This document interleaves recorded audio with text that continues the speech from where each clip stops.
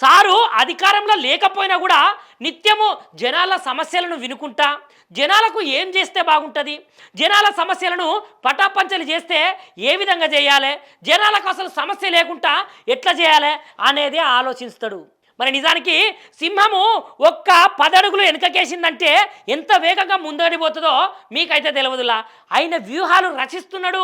మరి తెలంగాణను సాధించినప్పుడు ఏ విధంగానైతే వాగ్దానాలు చేసి 10 ఏళ్ళు పరిపాలించిండో ఇక రాబోయే రోజులలో కూడా ఆ వాగ్దానాలన్నీ నెరవేర్చి ప్రజలకైతే సుభిక్షంగా ప్రజలు మంచిగా ఉండేటట్టయితే తప్పకుండా వ్యూహాలు రచిస్తున్నాడు. ఇక్కడ తెలంగాణ రాష్ట్రంలో ఉన్నటువంటి బీఆర్ఎస్ పార్టీని అయితే ఒక్కటే తెలుసు. బీఆర్ఎస్ పార్టీకి ఏంటిదంటే జనాలకు సమస్య ఎక్కడ ఉన్నది అని వీళ్ళకు తెలిసిందనుకో ఎంబటే కేసీఆర్ సారు ఆదేశాల మేరకైతే కేటీఆర్ సారే కావచ్చు, హరీష్ రావు సారే కావచ్చు, మాజీ మంత్రులే కావచ్చు, వాళ్ళ ఎమ్మెల్యేలే కావచ్చు, వాళ్ళ ఎమ్మెల్సీలే కావచ్చు, తప్పకుండా ప్రజాక్షేత్రంలోకి పోయి ఆ తప్పు ఎక్కడ జరిగింది, మరి ఆ తప్పు ఎవరు చేసిర్రు అని ఎండగట్టుడే పనిగానైతే పెట్టుకున్నారు.